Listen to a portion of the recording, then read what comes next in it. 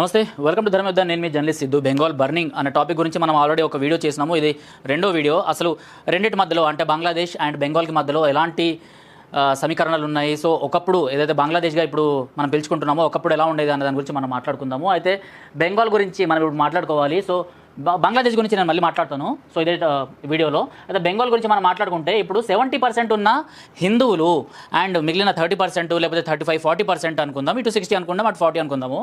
So ఈ Muslims ఎవరైతే ఉన్నారో వాళ్ళకి మైనార్టీ అపీజ్మెంట్ అన్నది అక్కడి దీదీ ప్రభుత్వం అంటే మమతా బెనర్జీ ప్రభుత్వం మైనార్టీ అపీజ్మెంట్ చేస్తూనే ఉంది. సో దానికి ఫలితంగా ఏంటంటే వీళ్ళు ఏదైతే కోరుకుంటారో సో మమతా బెనర్జీ అక్కడ అలా చేస్తూనే పోతుంది.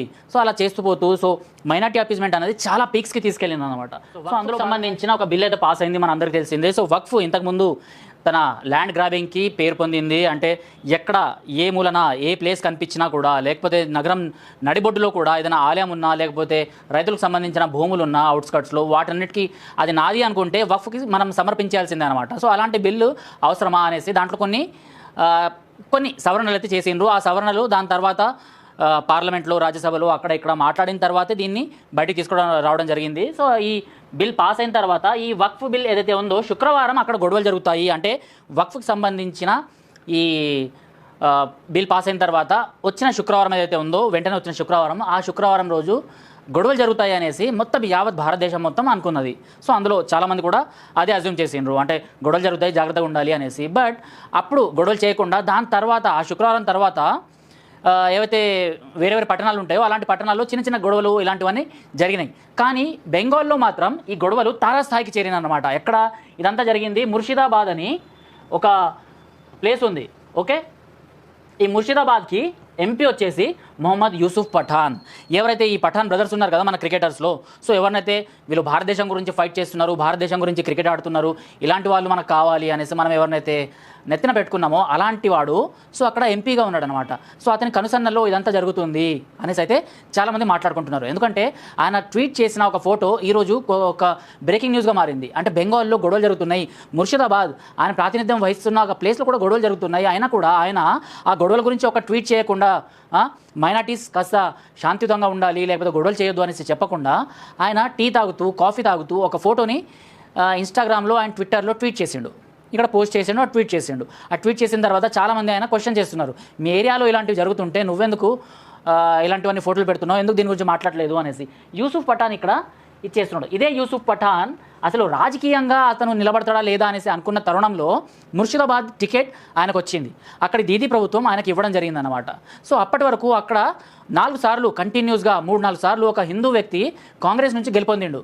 సో అతన్ని కూడా పక్కన పెట్టేసి అతను చేసిన మైనార్టీ అపీజ్మెంట్ వల్ల అక్కడ ముస్లింలకి ప్రాతినిధ్యం ఇస్తూ వాళ్ళందరినీ తన గుప్పిట్లో పెట్టుకొని వాళ్ళు చెప్పినట్టు ఈయన వింటూ ఇలాంటివన్నీ చేసినా కూడా ఇంకొక ముస్లిం అతను వచ్చి నేను ఇప్పటి నుంచి మీ తరఫు నుంచి ఒక వాయిస్ని వినిపిస్తానని చెప్పగానే అప్పటిదాకా గెలిపించుకున్న హిందూ అతన్ని కూడా పక్కన పెట్టేసి ఈరోజు యూసుఫ్ పఠాన్ని గెలిపించుకున్నారు. యూసుఫ్ పఠాన్ని గెలిపించుకున్న తర్వాత జరిగిన అల్లర్లివి. సో బెంగాల్లో అంటే హిందువులు 70% ఉన్నారు, అయినా కూడా వాళ్ళు దెబ్బలు తింటున్నారు. మరి బంగ్లాదేశ్లో ఏమైంది? సో బంగ్లాదేశ్లో మనం చూసుకుంటే ఇక్కడ ఒకప్పుడు 25% అక్కడ మన హిందూ జనాభా ఉండేది. సో ఆ 25% కాస్త ఇప్పుడు 5%కి పడిపోయింది. అది కూడా -5%కి పడిపోయింది. సో అక్కడ హిందువులు అసలు ఉన్నారా లేదా అనే విధంగా అయితే ఇవన్నీ జరుగుతున్నాయి. ఇవన్నీ ఎప్పటి నుంచి జరుగుతున్నాయి? సో అక్కడ ఎప్పుడైతే పొలిటికల్ గేమ్ అన్నది స్టార్ట్ అయిందో, ఏదైతే బంగ్లాదేశ్లో అక్కడి ప్రధానమంత్రి ఎవరైతే ఉండేదో సో ఆమెకి అండ్ అక్కడ లోకల్ పార్టీస్కి పడక సో స్టూడెంట్స్ యూనియన్ గొడవలు కాస్త అక్కడ రాజకీయంగా మారి వాళ్ళందరూ దీన్ని పొలిటికల్ గేమ్గా మాత్రం తీసుకొచ్చారు. దానివల్ల ఏమైంది అంటే ఈ పొలిటికల్ పార్టీస్ అనేవి బెనిఫిట్ పొందినాయి. సో దానికి బలైంది అక్కడ హిందువులే. క్రిస్టియన్స్ అయితే అక్కడ -1%లో అంటే అంతకన్నా తక్కువ ఉంటారు. కాకపోతే అక్కడ మెయిన్గా వాళ్ళు టార్గెట్ చేసింది మాత్రం హిందూస్ని. So all eyes on Rafah, all eyes on so and so అనేసి ఏదైతే మీరు పోస్టులు పెట్టినరో ఇన్ని రోజులు, మరి మీ అందరికీ బెంగాల్ బర్నింగ్ అన్న ఈ టాపిక్ కనిపించట్లేదా? ఎక్కడో పక్కన బంగ్లాదేశ్ గురించో లేకపోతే పాకిస్తాన్ గురించో కాదు కదా మాట్లాడేది.